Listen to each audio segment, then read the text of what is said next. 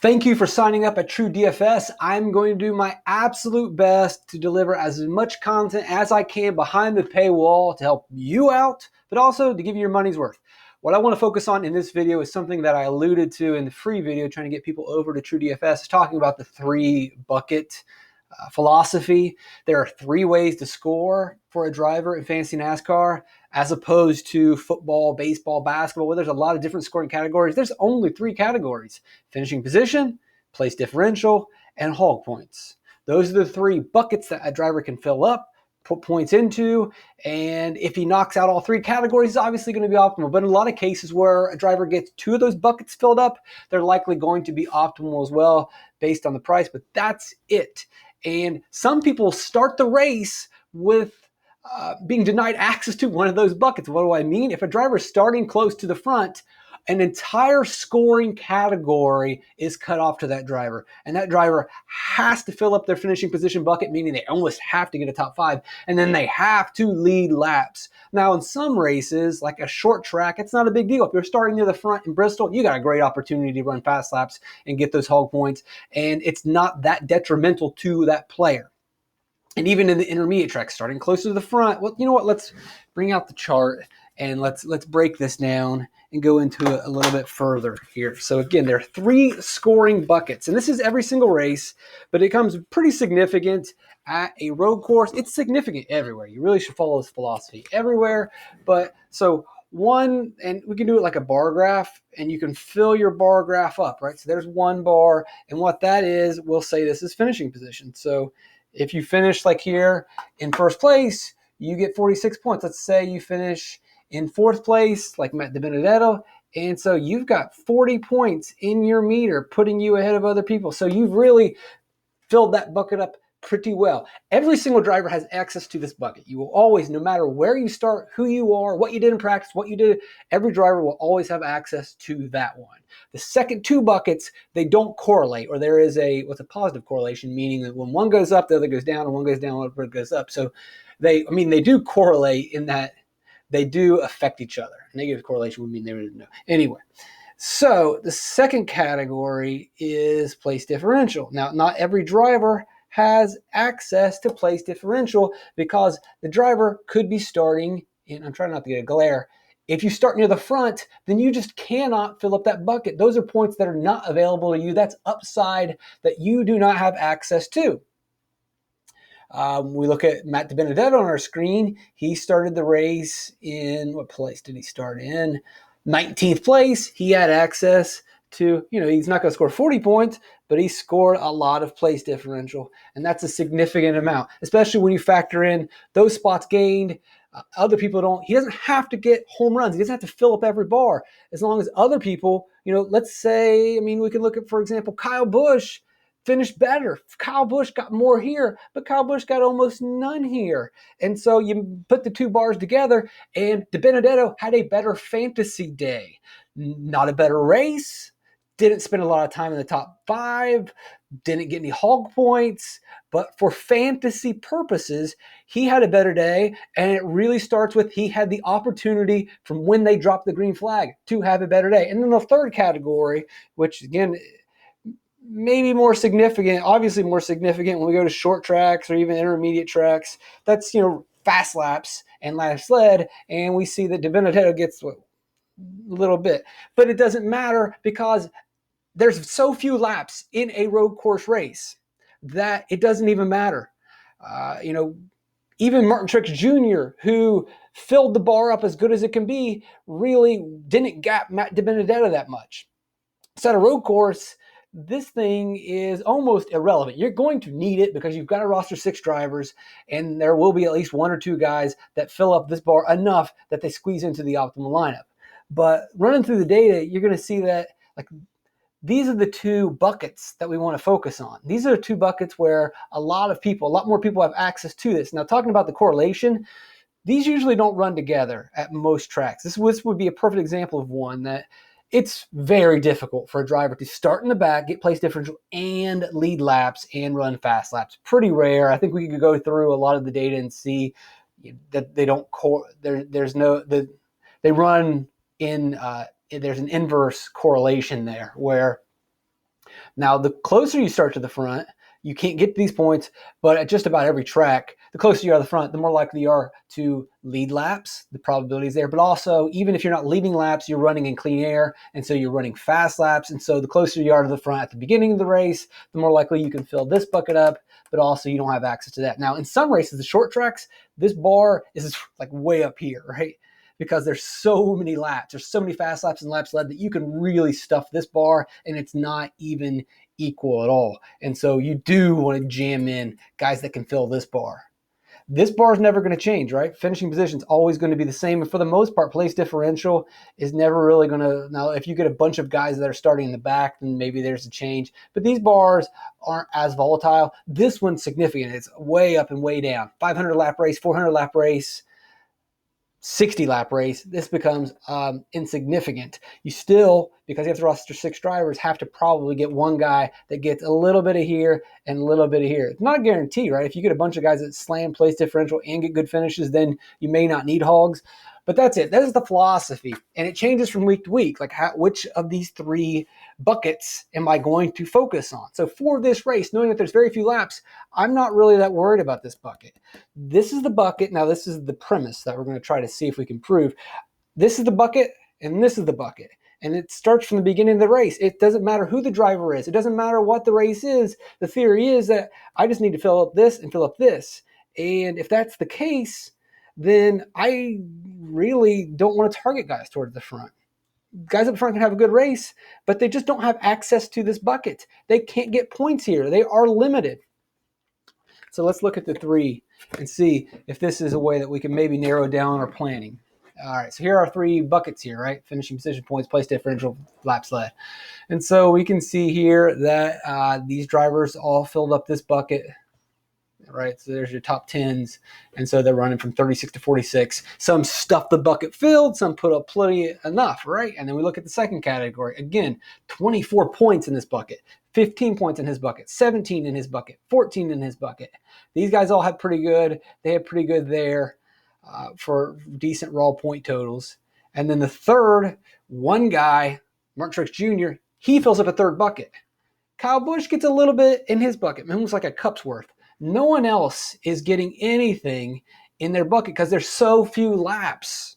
There just isn't enough laps to fill that bucket up. And like in comparison to a Bristol, your bucket has nothing in it. But it's just enough in this race to squeeze these guys. I don't think Kyle Busch was in the optimal lineup. He wasn't in the optimal lineup. There's one guy in the optimal lineup, one hog. And we look at these guys in the optimal lineup, it's mainly place differential dudes. Jones, DeBenedetto, Newman, Blaney. Jones, place differential bucket and finishing position bucket. DeBenedetto, Newman, was Almirola. Just enough at its price squeezed in there. So we've only looked at one race. We'll look at a couple more. Let's just look at through the philosophy of, man, maybe I should just focus on place differential and finishing position. Get a top 10 and get me 10 to 15 place differential. And those are the guys that I should narrow my pool around, regardless of, oh, they're the best, they're the fastest. Maybe I just need to cut out some of these guys that are starting too close to the front because they simply just can't score enough points. All right, let's look at Sonoma in 2018 with our bucket philosophy. So again, here, finishing position points, these guys are all basically top 10, meaning they're scoring somewhere between 36 points in the bucket to 46 points in the bucket. That's a lot compared to the guys only getting like 25 and 22. Second bucket, how many points are we going to throw into the place differential? And you can see quite clearly, jam full, 16, 17, 16, 13, 16. And so that's the 2 bars going up. Now, the drivers that get those 2 bars filled up, obviously it's very unlikely that they're going to put anything into the third bucket, but that's okay. They don't need it because their second bucket, which is the place differential, is not too far away from the leaders, right? So in comparison to the leaders have their hog bucket filled. They got the place differential. Okay, cool. Now, compare the place differential bucket to the non-leaders. And the non-leaders have nothing in their hog bucket. So 16 obviously is a lot more than 0. Obviously, 16 is not as big as 30. That's fine. Harvick in the optimal lineup, Truex in the optimal lineup, but Boyer gets in the optimal lineup while we got Chase Elliott finishes fourth, right? Great road racer, finishes fourth, one of the best running positions, 94.6 laps inside the top 15. Jam bucket number one, bucket number two, just based on his starting position. He had no access to bucket two. He started the race with only two categories. I mean, Boyer didn't lead any laps, but at the very least, Boyer had the possibility of having access to all three scoring categories, all three scoring buckets. Chase Elliott had two. He had fewer options to be optimal. He had to lead laps. He had to run fast laps. He didn't get it done. And so, great race, not relevant in fantasy. So 16 is better than half a point. And then a negative point in his bucket. That's the other thing with the guys starting. That's another thing. Like, you can't lose points in category 1. You can't lose points in category 3. But in bucket number 2, what's behind door number 2? It can be 16 positive points, but it can also be negative 13 points. They can suck your bucket away. They can tax your bucket, and really means maybe we got to stay away from these drivers starting inside the top 10. If we look at this, all these guys started at a distance. Let's look at Sonoma number 3. Again, finishing position. We look at this bucket. Pretty good. We still as low as a 31 right there. But then bucket number 2, all getting double digits. Even our hog, but not even really a hog. The best hog, I think, is Martin Truex Jr., who has an issue really spread around in that race. That's very interesting. I got to think that there's probably some cautions and stuff going on. They'd still not quite figured out the stage racing nonsense yet. And then your third category, I think this is probably more of an anomaly that you don't see this happening very often. That's great, whatever. But the bigger takeaway is, did they get this bucket? Yes. Did they get this bucket? Yes. It's kind of interesting. But again, the theory is, if I'm trying to build, maybe I just need to get somebody in the top 10, and I got to get place differential. And I really don't want to mess around with the guys starting up front. Let's look at 2016 in our 3 buckets. So again, we look at finishing position, and there it is. Somewhere ranges of 36 to 46, all basically top 10s except for Greg Biffle right there. But even Greg Biffle gets you 14 place differential points. Double digit, almost double digit, double digit, double digit. Great. Second bucket's filled. And if you're lucky enough to get it, then there's your hog point stays relevant. Nice to get extra on top of that. That's a pretty big day, 64.5 points. I mean, you look at these cutoff lines. Fifth most fantasy points was 47 right there. What was it over here? 47, 50. I mean, these are low numbers. That's the way it's 52. It's not a lot of points. If you only need 50 points, so 35-ish, so you get 30. So 10th place is what, 34? Right? 34. So 10th, 34 points. 10 place differential points, that's 44. You're almost there. And all you did was drive from 20th to 10th. 20th to 10th, and you're right on the edge. If you went 22nd to 10th, you're probably in the optimal lineup. That's all that's needed. And when you open your eyes to that, man, I really don't need to stuff that bucket. I don't really need to stuff that bucket either. A lot of this has more to do with, were you fortunate enough from a DFS perspective to start in the back? Now, obviously, the driver doesn't want to start in the back, but from the DFS perspective, it's just simply, where are you starting? That's playing such a big role in giving you the opportunity to squeeze your way towards 50 fantasy points. Some of the drivers are really good and really fast, best road course racers around, and they just aren't a part of the conversation because it's very difficult for them to get to 50 points. We look back at, was it Chase Elliott in this race, or was it 2018, the Chase Elliott? So Chase Elliott, for him to get to 50 fantasy points, starting third, how does he get there? Well, he's either got to win or finish second or finish third. That's 3 positions out of 40 that he has to do. He has to get not only just like, there's only 3 out of 40 that'll work for him. He's got to get the 3 most challenging positions. And then he's probably still, like, even if he finishes, so he finished 4th. That means he lost his point, finished 4th, he got 39 points. That's an awesome day. It just shows how challenging it was for Chase Elliott to get to 50 fantasy points. How many scenarios are there where he gets to 50 fantasy points? Very difficult. It really was only one route. He has to lead a bunch of laps. He has to be in control. Even he has to be in control of the race. If he is not in control of the race, if he doesn't control the race over Truex, over Harvick, over Boyer, then he's not a part of the equation. Over. Clint Boyer didn't have to check that box. Clint Boyer didn't have to control anything. All Clint Boyer had to do was have a good stage 3, and didn't even need to have a good stage 3. He just needed to show up at the end. Same thing with Eric Almirola. These guys don't have to run lap after lap after lap of perfection. Chase Elliott, because of his starting position, has to lap after lap after lap after perfection.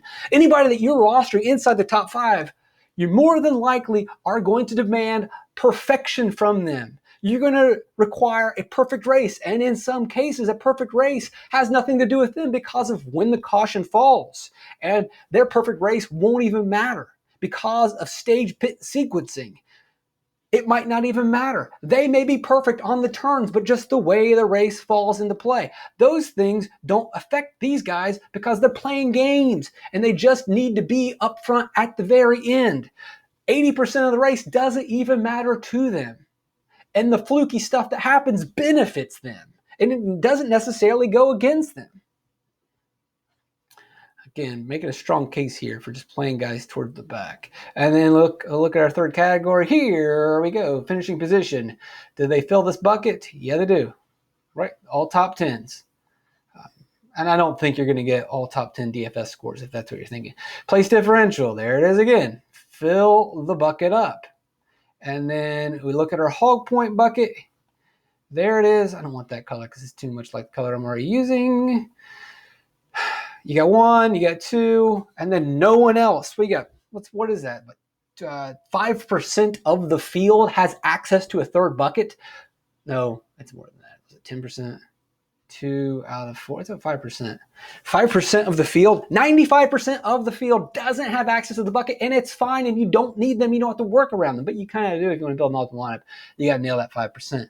But you look at these guys, and it doesn't look like they were really cracking the code or solving a Rubik's Cube right there. All right, we'll just go a little bit further. Bucket 1, there's the top 10s, right? Even though a little bit on the edge there. Place differential. And then you didn't even need it because, again, like I said before with the Chase Elliott thing, even if a guy runs to perfection, there's sequencing and weird things that happen, like Kyle Larson driving off the cliff, following Brad Keselowski and Kyle Busch. So that third bucket is difficult to fill. You have to be perfect. And even if you are perfect and running the race of your life, there's things that can happen that are outside of your control. The outside of the control things don't really affect these guys. They're obviously, all right, look, outside of control events, giant pileup going into turn 1 at the Roval kills Kyle Larson, kills Brad Keselowski, unaffected. Didn't bother them one bit. Actually, it helps them. We'll look at Roval 19, Category 1. There it is. Stuff it 1 through 10s. There's your place differential. Not every single one of them, but quite a bit here in the top 15. And then you got, hey, he hit the hog point. He hit the hog point. Very good. Those guys had themselves a day. So you can't say I don't need those guys. It can work. That third bucket's still there. That third bucket's still there. And if you want to ignore it, then more power to you. But you're going to see him playing these races.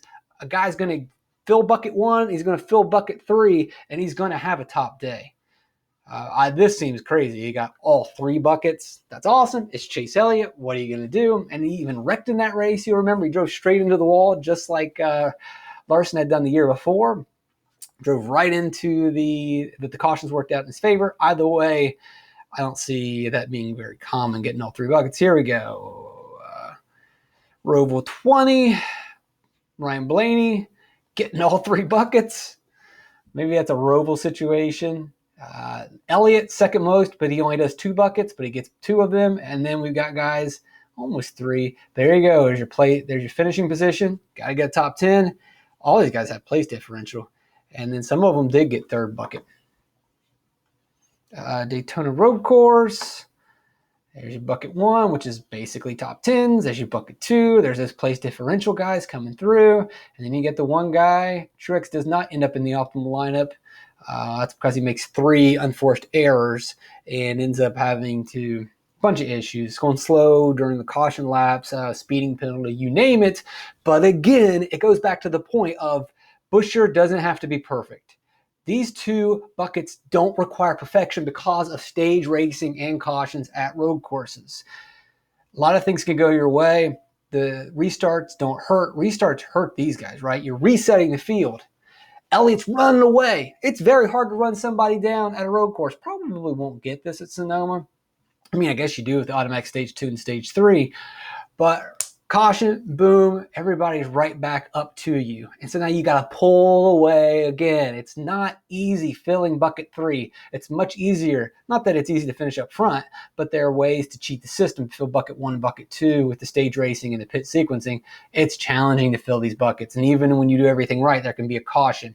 And even when you do everything right, you can make a mistake. So it's not that easy to do. And even if you do, there still are very few laps in these races. Let's look at one more here, talking about our philosophy. There it is again.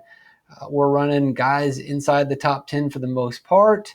And then big time place differential numbers. This one's a wreck fest, probably not the best metric to use, but in this wreck fest, again, Chase Elliott had the best car. Perfection. Awesome. Third bucket's his. And then they make a fake caution and poof, boom, he gets wrecked on a restart. That's why, I won't fault people for saying that. But I think at Sonoma, at Indy GPP, at Daytona Road Course, at the Roval, I would not be as crazy about that third bucket, about that hog bucket. At Sonoma, where it's less volatile, it's a little different of a race, that third bucket's definitely in place, and I cannot ignore it, and I cannot avoid it. So Sonoma, yeah, you got to go for that third bucket with at least one of your drivers. I'll listen to a conversation about it at the Roval. Hopefully this is helpful. You can use this kind of philosophy anywhere. It kind of changes from week to week. Some places you really don't want to chase the place differential bucket based on the rate. Like Texas is hard to pass. It's a single groove track. And people will see people starting in the back and they'll chase that place differential and it's just too challenging. And sometimes it's better at Texas to take the finishing position and to take the hog points. And you see that the place differential doesn't necessarily always come in. It just depends. Pocono is a place where we have fewer laps, we have fewer hog points, and the place differential can come into play. You can also do, pit sequencing doesn't really work out that well, but you'll see some place differential. Guys, kind of saw that at Fontana once upon a time. I haven't seen that recently at Montana, but it depends on the track, the history, the way the cautions fall. Hanging on the lead lap, you name it. There's different things in restarts that some places, you can target all three. Some places you want to target 2 specific buckets, but it's just a philosophy that it's not like this is the way that I pick. It's just always have something floating around in your head, especially when we go to the road courses, because we don't know who's going to be up front and who's going to lead laps. But one thing that we can say on Monday afternoon before we get into this is, all right, I got to get some guys around the top 10, and I'm going to need some place differential. That's non-negotiable. Hopefully this is helping out. Thanks for signing up at True DFS, guys. I appreciate it.